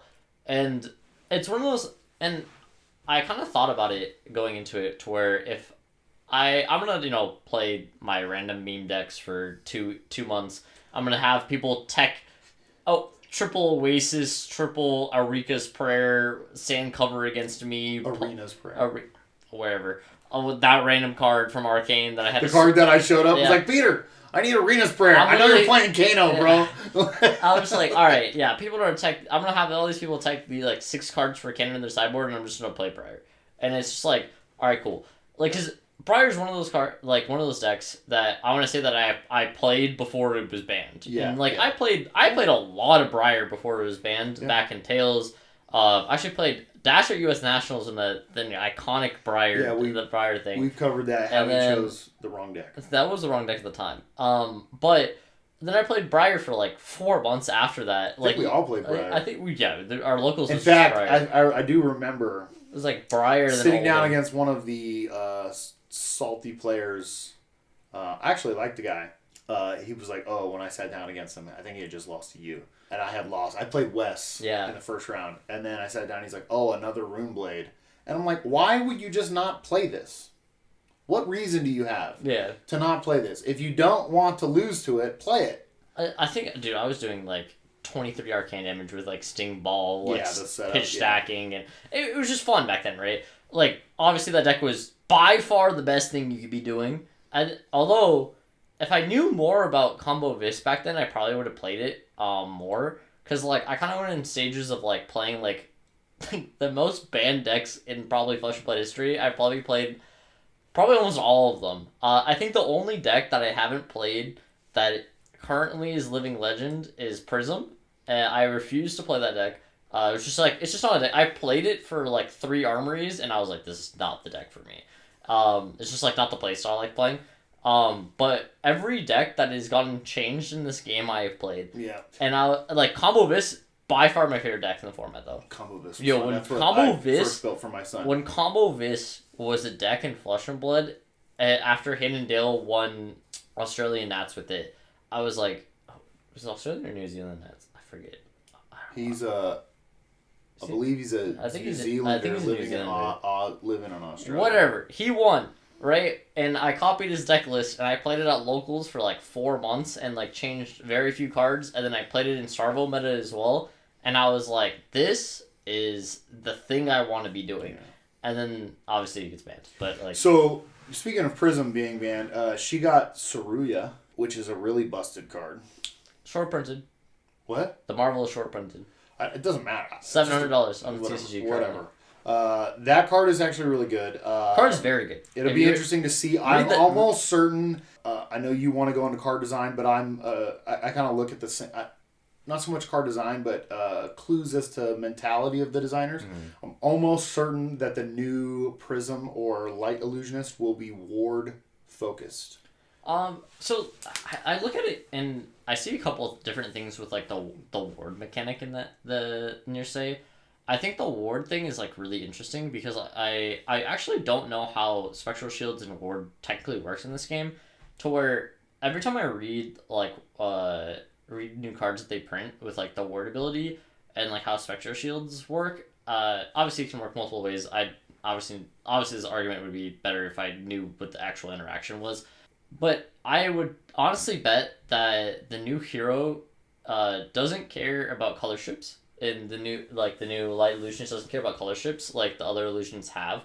I think it more is going to be caring about technically how like the new Invoke works, right? You need to sack a Spectral Shield to be able to play it. So I think it's like the whole like, you get the second Ash to get like your dragon, you have to sack a Spectral Shield to get this like Invoke hero. I think we're going to get another thing like that to where they want to move away from the whole Spectrum mechanic that they had originally from Prism, because it's too limit designing, and the amount of cards of gaining action points versus the amount of cards that have go again are going to be substantial unless they print more cards in a set to get the massive majority of classes to get more action points. And when you look at... They want to do that. And they don't want to do that. And, well, at least the current philosophy is that I don't believe they want to do that. So when we look at the Ward 4 off this, I think it's more on the edge of you're going to be able to have a whole bunch of permanents on the board that have ward, and you can basically have like your super strong one and then a whole bunch of small ones that you've taken from and with Spectral Shields, and then eventually you obviously can like ping and attack with all of them, but you can choose which ward you want to affect on certain areas, so that say I have like these 5 things and I'm like full blocking and I'm like kind of like trading my little ward attacks with your attacks coming in and the cards in my hand, and then but I'm keeping my legendary 4/4 that gains me life and is doing all this, and you're poking in. I think we're gonna have another hero that the hero ability that's gonna allow us to not only make Spectral Shields, but allow us to invoke these more ward things. Every time I see cards that have ward, and obviously I think the interaction with if you have multiple wards is that you can choose which one prevents. Yeah, I'm with you on I think you get to choose the ordering of the trigger, because the way I believe it works, because you get to stack them, they will all go on the stack every time. But you get to, because they find that you haven't now taken damage, they just like unresolve. I don't want to say that term, but I agree with you. The reason why I say ward is because I think the new gloves are really important. Yeah, I think it's really cool. For instance, if you just printed the new hero with a Dromai-like ability, like the new gloves, that every time a permanent with ward rank should make a Spectral Shield, theoretically on turn 0, you could eat damage, pop the gloves pop, and you get to make 2 Spectral Shields. Yeah. So theoretically, you're going to save a life off the ward 1. You're going to make 2 Spectral Shields, theoretically, if that hero had the same. And then now you've gotten 2 life back because the Spectral Shields. So that's that. So Prism just got that, or the Illusionist just got that. The Dromai got the new specialized ashes, which at the moment I don't think are very good. They're just block 3s that remove Phantasm. Might have some usage in some Guardian things, but I think you're still okay into Guardian even without that. I think with the Remembrance, the bringing back Chromai and Mirages with the Passing Mirage, I think you have enough there. It's still a Guardian Illusionist thing. Guardian's not favored into it. Tiger Katsu. A lot of people really like Tiger Katsu. Being able to do 165 damage is the most you can pull off on it. I've already done it. I've already went. That's the first thing I did was like, trying to figure that out. Well, when I saw the preview video, which is by far the best preview video of any card ever, when he's like, more damage, and the chain was down the hall, and I was like, is that possible? So I started going through card combinations. And then I was like, oh, and it's so you're basically, the cards are interchangeable, but you're basically using Tiger Swipe, Pouncing Links, Katsu's ability. If you play 3 Tiger Swipes, and if they can't block them, this is theoretical. Obviously, you take 165 damage, it's never going off. But the fact that you would be able, in theory, to present 3 Tiger Swipes, because Katsu can search for, it's got combo, Mask can go get one. You're using the Crouching Tigers and Art of War and the Roar to make them 2s to trigger Katsu and or Links. You don't have enough armor and or cards to, it's either you block the Tiger Swipes and eat a bunch of Crouching Tigers, which is probably the best option. I think that's you still take, and then you could still end with Assault, which is still quite a bit of damage. Or you don't and die is basically the thing, which is cool. I do like the fact, I don't know if it's any good competitively. I do like the idea that Katsu now has a new way to be built. Yeah. Right? Besides the old Kadachi. Because I think you're going to go now Edge of Autumn. I don't know if you're playing Edge of Autumn. Edge of Autumn. I still think you're playing Kadachi. We're calling it Fall Tiger. No, it's not. No, but Katsu's interesting. I think there's something, obviously Katsu will always have like something in my passion for the game. It was like the first like CC deck I ever built. And it was the first Archean actually one I opened with Katsu, but I think that deck's really interesting. My biggest fault with Katsu these days is that I think the defensive tools of decks are too good. Have eclipsed what he can do. Even with like these new cards printed into him, I still think that you're a hard dog into Oldhim. You are a hard dog into Icelander and decks like that because of the disruption and just the tendency that they make you not being able to do your game plan. And I think it's fine, obviously you can't play through Hyperthermia with that deck. You can't Channel Like Fridges, obviously, just doesn't allow you to play the game. Ice React is really good against that deck. There's just a lot of things that obviously Crown Shield. There's just a lot of things that like defensively have just kind of eclipsed what Katsu can do, and that's why like Fi with like the Reincarnation ability with the Fi and just like going so wide has been really good with like head drabs and how that has worked out. I think that Fi is just going to be the more consistent out of the two, and although Fi technically has a technical lower ceiling than it's more how consistent and fights the disruption better. It's better with the disruption. It's more consistent. Plus, it can't get fatigued against it. Also, can't get fatigued because it is very hard for Fi to get fatigued. But I'm actually really excited. One of the other decks that we both personally like, Kano. Yeah. I want to talk like small things about Kano. I know a lot of the Kano. Card when you're done. That's all. A lot of the Kano aficionados. It's really funny because I was talking to Alex and Adam, and we were talking about how like the new Kano cards are like the most like anticlimactic cards that you could ever look at. Like they gave us 0 for 1 blues, and we're so happy about it. Yeah. They basically gave us like 4 to 5 cards that are just reprints with better text, strictly better versions. Strictly better subliminal text of other cards, and we're just like, oh my god, these are just broken. And like every other it's not, you didn't get an Aether Wildfire like we did in like Everfest that just like changes how you ever think about the class. I disagree with you. I disagree with that. Okay. We did get another Wildfire, and I'll mention my card afterwards. And I believe that we didn't get one of those, but we just got a whole bunch of cards that basically do the same thing as past cards, we got like Blessing that was spoiled pretty early. That's like kind of cool. Blessing's pretty cool. But pretty cool. Allows you to get like a little bit more of like play on your turn type of effects. But I think like the consistency of Kano goes up, and I still think he's pretty good into this meta. Obviously, being a good matchup into Iyslander, good matchup against Oldhim. You always flip your aggro matchups with Aether Wildfire like combo, which is always like really interesting. And, he's an interesting take. I think him getting a little bit more consistent, maybe we'll see more like Kano pop up here or there by just like the known names that would play Kano. It's very fun. Do I think that people should be packing Oasis plus Blues plus other things to their sideboard for Kano? No. Like, your dedicated Kano only player at locals is going to be plussing, but realistically, you can still be plussing and die to Briar on turn 2 of the game. So I just want to point out when Peter says you're dedicated, he implies that your meta has one. At the armory we were just talking about, one of our friends, me and Peter were talking about Kano, and he goes, "Wait, you play Kano too?" And I'm like, "Yeah." I like Kano, so I think Mind Warp is an absurdly busted card, and I'm usually 3 months ahead of everybody. I have been doing Stir into Mind Warp way more than I should be. I thought about that card actually. Because the first thing that Wesley asked me was, is there a way to pump its damage besides Blessing? Besides the Surge? Oh, Blessing too, but because I think there's you have all these Surge deck technically. Because you could play like triple Stir, you could play Blessings, and you could just play all the Surge things and do whatever, right? I think that's fine. Like, I think that archetype is chill. It's a good thing. I believe that just being a consistent Aether Wildfire combo deck. I'm looking at it in a combo deck because that's a 0 for 2 with a relevant effect on a Wildfire turn.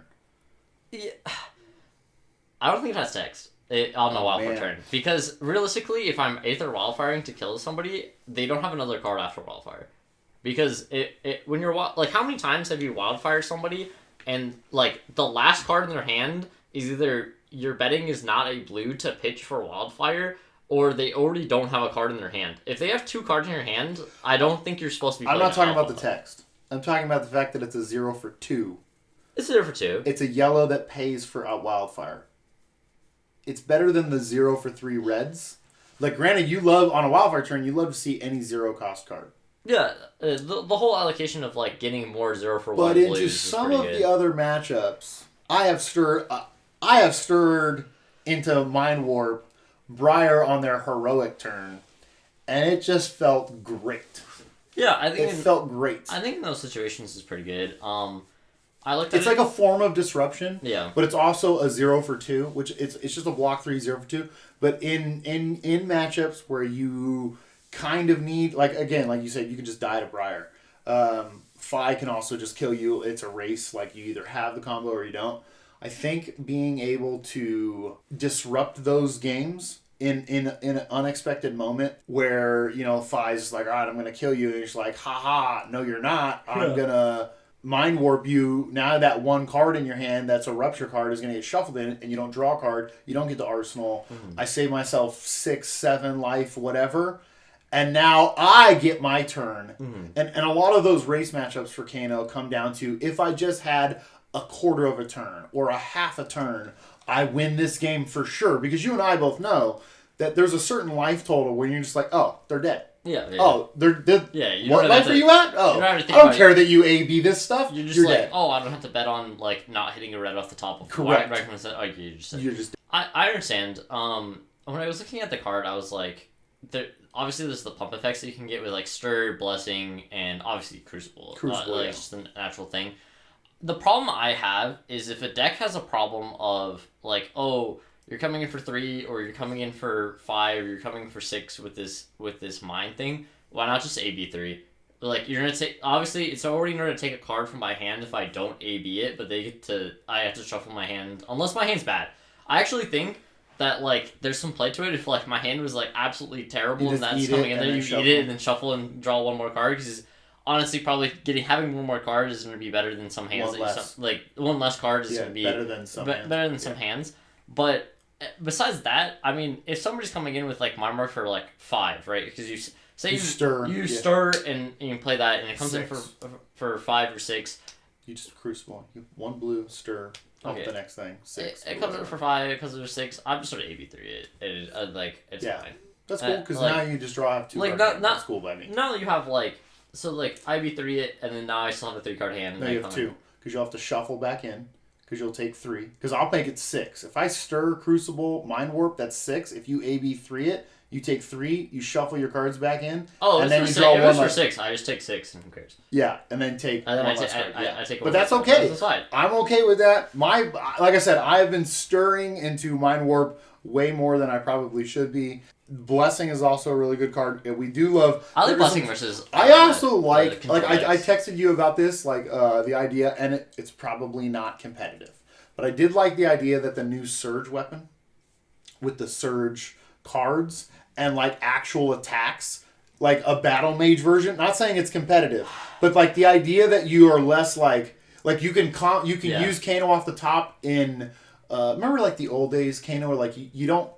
Like combo Kano, you're always like, there might be an E-Pot, whatever. You like block with cards I don't want, get an E-Pot out, whatever. Oh, it's there, it's over. You're using Kano's ability a lot more. Older Kanos, like you never used it unless you knew you were gonna win. A lot of times it was like block, spell, draw back up, and like kind of like a mid range. I don't know. It wasn't really a mid range because he could still just kill you.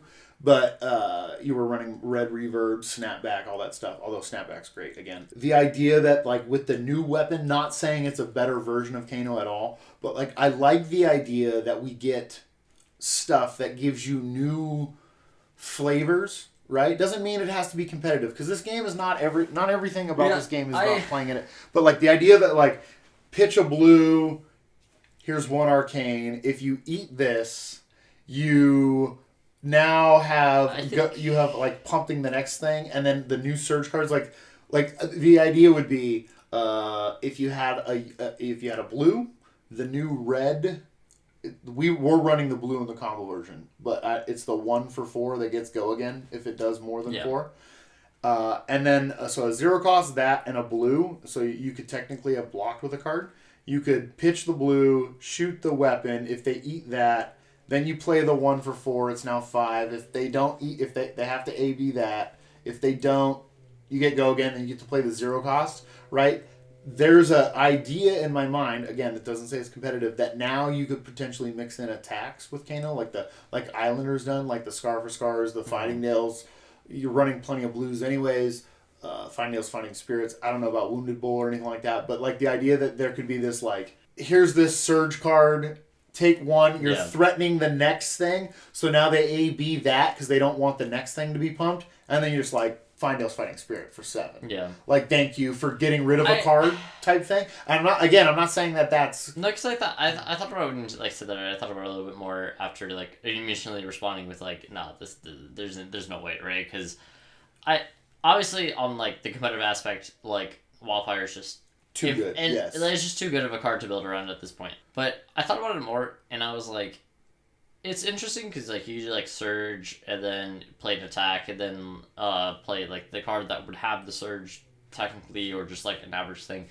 The thing I was really thinking about more is when they keep printing these cards that these are like weapons specifically for wizards that are doing 1 damage, and if it's not blocked, either draw a card or the next thing is +1, right? Because like, and I thought about it. It just alludes to me that there is a plus ability on some cards that bump weapons. And I actually don't think that's a bad design to get into for like either later wizards or like eventually in the future when we get more cards for wizards, is cards that are going to buff the damage of the next weapon. Yeah. And I actually think that's a pretty cool design because I remember before Icelander came out in Uprising and it was just the Everfest small hero. And you had Kraken. And you had Aether Vein. Yeah. And like that's how you'd punish aggro decks because they didn't want to pitch 1 because they didn't want to take the card out of their hand. Draw card. And you like ping, draw a card, and like you were like presenting all this like small stuff, and then you could like run Scolding and all this stuff. This is like before like there was so much. Obviously, like Icelander was like super small, didn't have the carpool and all that. But that was like a really interesting concept to me because I always was like, imagine they just had like a spell that says next weapon attack gets plus 3 this turn, and then you just like either in her 4, even if they pitch for 3, you still like draw take one, draw take one, draw a card, and like you could like Arsenal or like you could Kano and like also. And I thought about that. I'm like every time I see a mechanic like that to where I just think we're closer and closer to seeing cards that buff the weapon in Wizards. And I think the power level needs to be almost like a little bit further to where like that is like healthy enough, but because those cards would have to specifically save the weapon and not just the next source of damage. Yeah. So it's interesting you say that because I do think the idea of pumping arcane damage on a weapon would be cool. Let Rosetta go away before any, especially if there's a generic. I would think keep the wizard only. I thought it was a wizard only. Okay, game. So the other interesting thing. I mean, Rosetta's gone starting next year. So. The other interesting thing is that, like you said, with the surge, like Sap being able to take off tunic counters, and like obviously, like if you were able to pump the next weapon and then use the new surge weapon and then pump the next surge card, there's like that potential in there. But also the fact that we don't know the future of the game. There might be a wizard that's ability pumps weapon attacks, right? Only during your turn. So it would not be using Crucible, right? Because there could be like... Or it only pumps it during your opponent's turn. You know what I mean? Like, so there's a ways to limit cool that. Because if you go like, if you print a card that's just like +3 to the next weapon attack, bro, Ethervein is just like demanding a card every time. Yeah, or like, it doesn't even need to demand a card because it's like, okay, cool, I basically like it's like 2 cards for 4, which is already basically Sonic Boom, for example. Yeah, it's like 2 for 4, basically. But this one... if it hits at all, it's going to draw a card versus Sonic Boom's going to like chance It'll off draw the top. 4 cards if it hits completely. Is it per damage? I thought it was just if equal, it does... draw cards equal to the amount of damage dealt. Ethervein has that... I didn't know that. I think Ethervein is the problem with that. Okay, That's what I was saying. Like, if you have a hero... I actually think that might be fine, because like, imagine it's like, give +3 to your next like weapon attack, but it's like a 3 cost. That's what I was thinking. So you have to pitch double blue and have a card so it's a minimum 3 card hand for a 4, and then your opponent just like is able to AB 3, so you only take 1, so you only be able to draw 1 card. I still think I think that's fine. Yeah. Although if being able to Storm Shard that card, draw 4 cards when your opponent doesn't have like any AB up, or like they only have AB 1. Yeah, so that's what you're saying about the stabs. They're all like fine. Once per turn action, except for Kraken's Ethervein, which is instant speed. You can do it during their turn. Yeah, which is like the new Surge. Bad Staff. I don't even know the name of that card. I just call it Bad Staff. I've called it Bad Staff since I saw it. The one that just does 2. Yeah, I think it was good in limited. It was okay in limited, right? I think it's interesting. I definitely. Okay, before I want to talk about the other meme card, Brainstorm. Is there a way to combo off drawing cards? Yeah. I think the archetype is there. I think that Potion of Luck. Using the headpiece, using Brainstorm, using Tomes, Hope Merchant's Hood, Hope Merchant's Hood and stuff. The combo is there. How much damage? There's so many non-blocks in that deck. Oh, I know. Like you play cash-ins and like to get our items to like get others. You go deep into the deck. There's just so many non-blocks in that deck. And you already started at 15 or 16, and like 15 or 18. Realistically. Why wouldn't you play Aether Wildfire instead of it in CC? So I'm talking about like. So I'm looking. So that's why I like it. I want to play it in CC because Aether Wildfire is just such a good card and combo to play with. So I was just like, I would play it in Blitz, and then I was like, wait, I start at 15 life, and I have to play like 10 non-blocks in my deck basically because you're gonna play Epot, and you have to play Potion of Luck. Potion of Luck. You probably play Potion of Deja Vu. You play like Also, something interesting about that card costing 3 is that Potion of Luck gets worse because it's at least a card out of hand.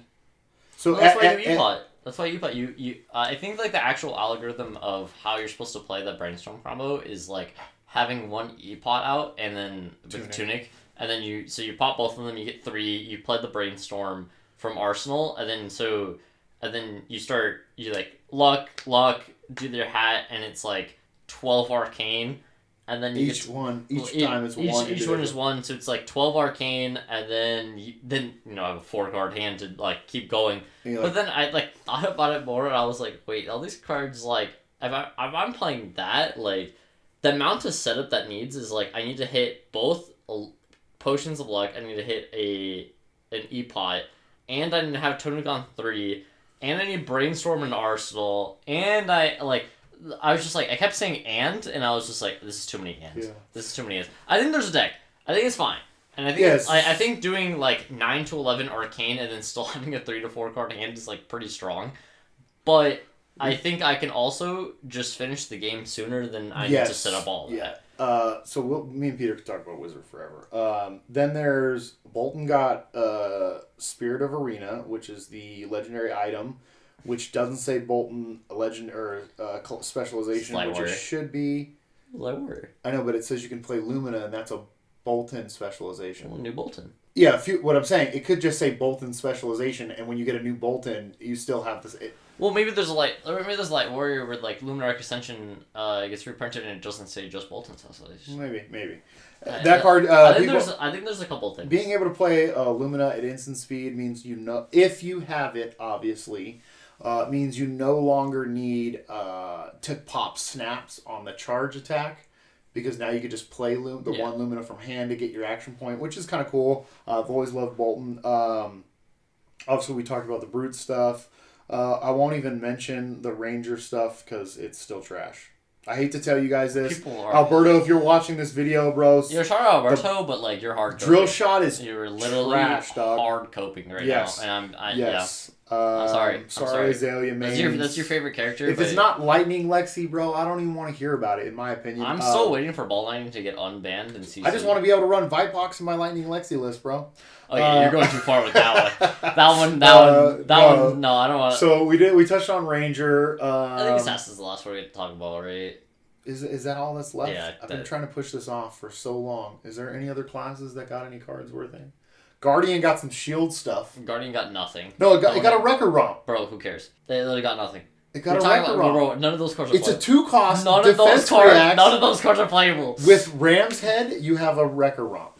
If you're playing Rampart, it's a 2-cost. You're going to pitch into Ram's Head to defend. Playable. You have 2 floating. You get the block for 6 and deal 1 damage. That's cool. I like that. It's cool. I said that. That's I said cool. It's cool. Was there any good attacks? Oh, they got Buckle. They got the Terra Sunder. They got Mangle on Terra Sunder, which is just worse than Terra Sunder. I know. I kept reading those cards. And I was just like, okay, are we getting a good Guardian card? I was like, thank God we're not getting another. The card that I thought was kind of cool, because in my mind, there's got to be somebody in the developers who's got this meme deck, right? Because of Forge for War, Stamp Authority, all these auras, right? The new aura. That I don't even know what it's called, but it's like at the beginning of your turn, if you've got less cards than your opponent, draw a card. If you've got less life than them, gain 2 life. If you have less equipment than them, remove a counter from a piece of equipment. It's a 3-cost card that blocks 3. Yeah. You have Nerves of Steel. You've got all of these defensive auras. I feel like they is there a Degard? Is this all just Yoji stuff? I think it's more Yoji stuff. Because you're just like, I'm super defensive and I use my hero ability. Because like Yoji's just like super defensive. You kind of like try to save the opponents to like do the political game. I think it's fine, or like do the PvE, like the whole thing. I think it's fine. Nah, they didn't get anything. I like that aura. I like that aura. I did like that aura because that's a lot of when you see cards with a lot of text. Yeah, it's just like, okay, I could block out, I could leak damage, and I could use my equipment and get some sort of recompense. The problem when I finished that card was that it didn't say go again. So it meant that I had blocked out, I saved 2 cards, potentially 1 if it was an arsenal, played it, presented nothing back, and then I'm back to blocking out. That was my problem, because if it had go again, yes, I know you can always imposing visage, whatever, that's not worth it. Alright, so let's get into Arachne. Everybody loves Arachne. First off, the card is cool. Yeah, the contract, I think it's really dope. I think, so I will give, like, if I had to give a grade of them designing this new class, I actually think it's like an A. Yes. I think, like, design aspects, I think it's an A, right? You're using a point of interaction that has not happened in the game so far, that you're introducing in a positive light for the community, that is not overly eccentric, and you're not looking at multiple cards, you're only looking at one, and this is the top card. And there's a lot of play to it, right? Yeah. I think right now Arachne is missing a couple of cards for him to be super competitive, but like I think you can... Or the spider. The spider. It needs a couple more cards, and I think the baseline for the character is there. Obviously you can see that like all the contract mechanics and looking at the top card, banishing cards. I think right now, the most popular iteration of it is like if you're playing like the Razor Scred, or you're playing and like trying to like mill people out basically, or just playing like a super long game. And I think that's like the better version of him that I've seen currently. I think there probably is like a red line kind of like Arachne deck eventually in the future. I believe it's like close to being like as good. It just has some like really polarizing matchups into like really good characters right now. Like the Dromai matchup's pretty bad. The Oldhim matchup's pretty bad. Yeah. And I think that alludes to a lot of people being able to play it correctly. I also think Spider Bite is like a one of, and then you play like right now like the fan is like the best option you have. If you're playing fan, bro, like there has to be some... So I think that's matchup dependent. I think there has to be something better like in the future. It's also the first. He's a non-talent hero. And I also think he is... It was supposed to be printed in Arcane. It was supposed to be printed in Arcane, so he's supposed to have other card support for it. You're playing too many, like, 6 or 9-ofs, right? Yeah. I'd say... I don't think so. Me and John have been working on the deck. I don't think so.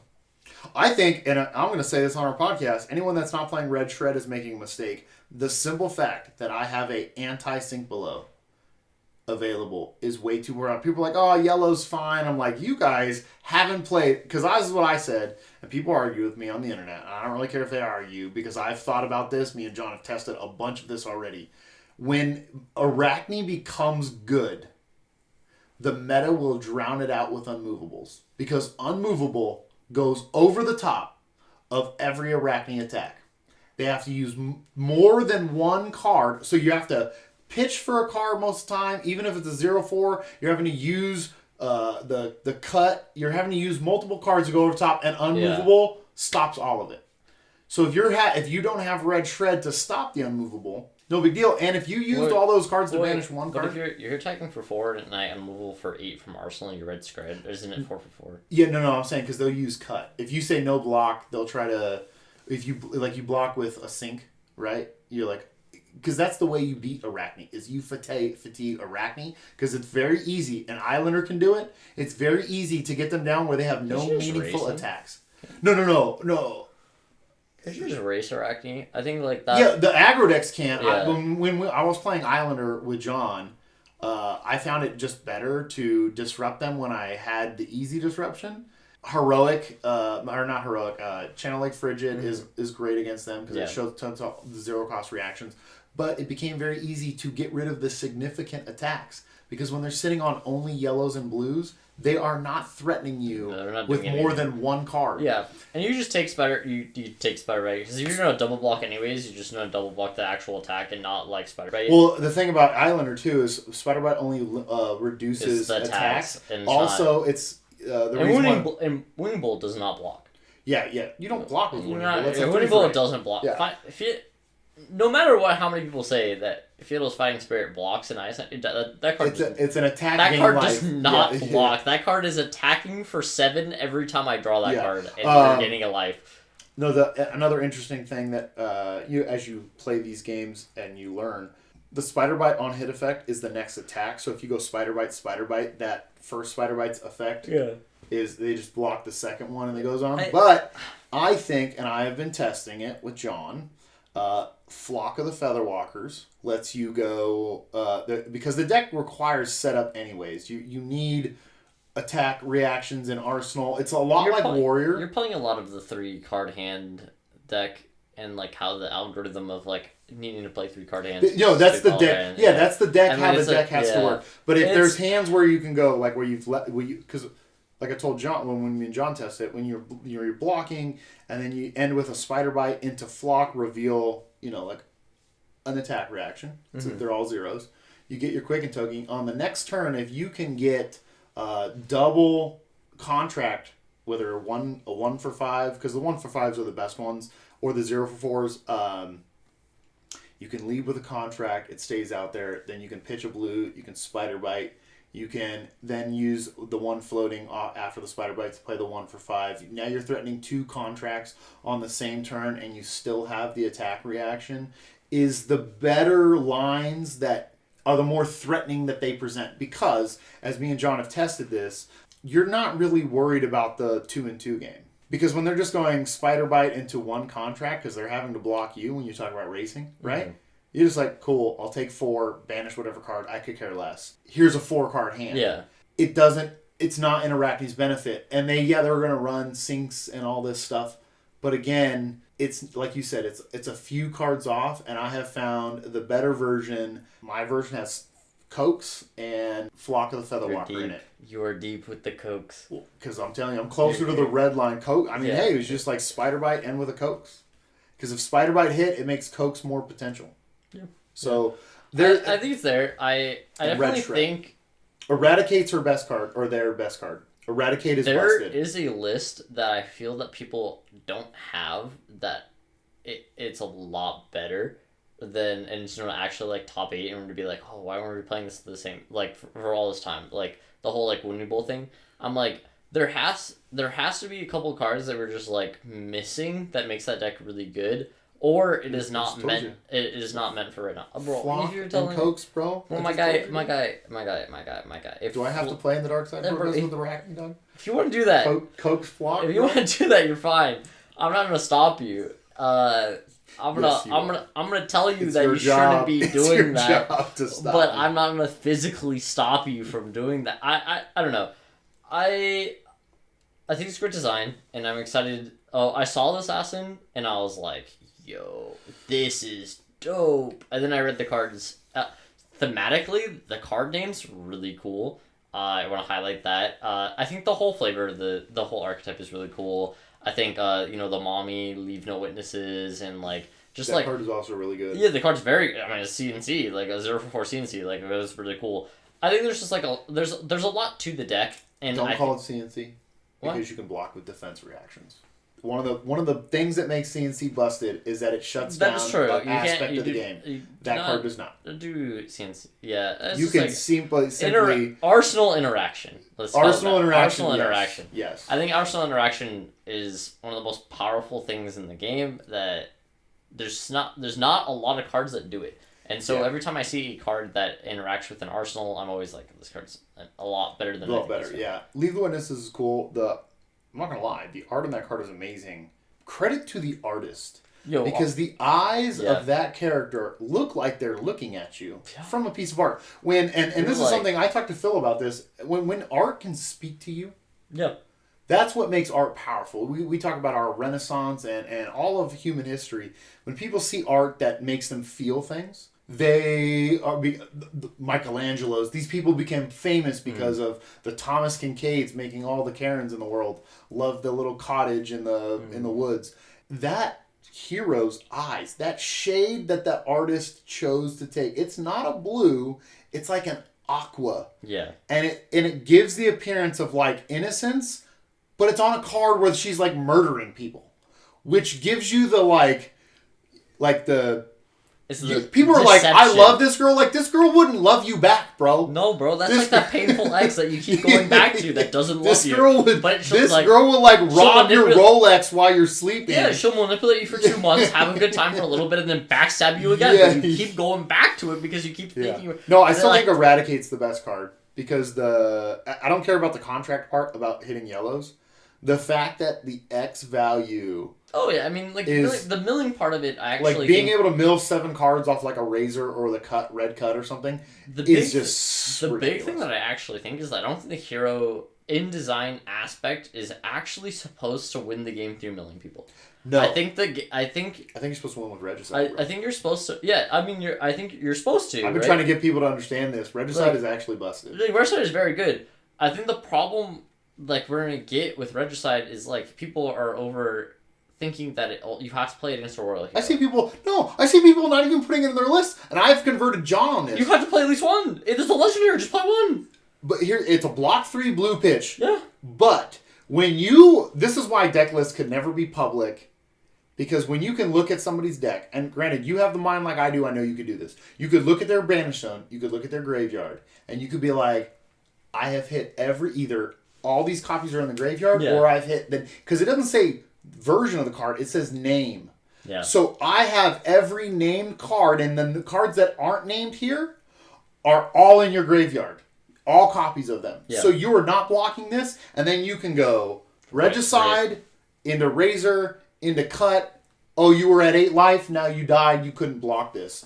That's how I believe, and I've been trying to, this is, again, I'm playing Coax and Flock, and I am trying to use Regicide as a win condition.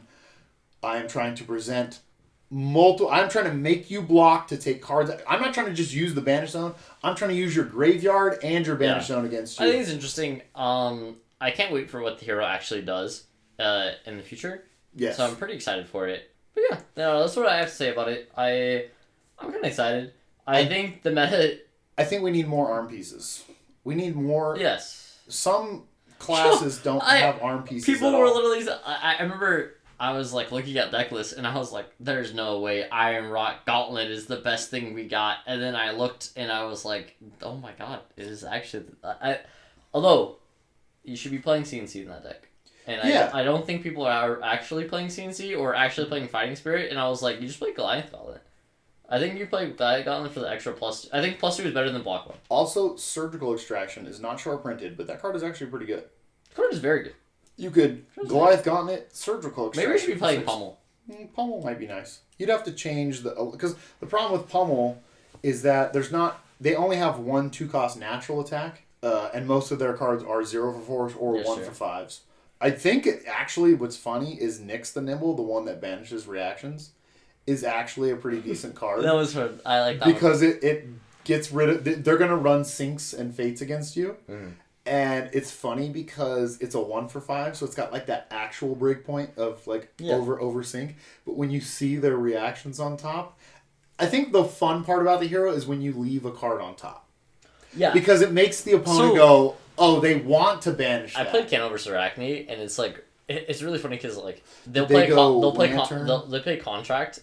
They play Lantern, but like, they did the Contract thing to where, they looked at the top card and they put it at the bottom. I'm like, alright, I still have a blind flip, and then I wildfired in response to a contact trigger, and then I accidentally passed through it on Talishar, and I was like, oh, it'll be fine. Like, I left the card on top, and I was just like, imagine if this was Blazing. So I had like the extra 3 resources, because he was like, so dead.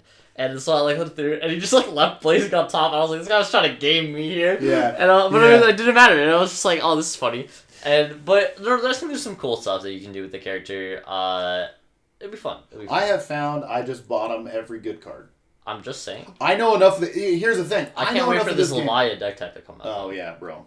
It's actually not good. Me and John have already tested it. The draw discard. Just play Reinhardt. You get the Intimidate triggers, bro. You know, Leviathan's the best deck in the format. Ethan Van Sant is actually coping. It's not. Van Sant's moved on to Dromai. Yeah, that man's coping. I know. He's hard coping.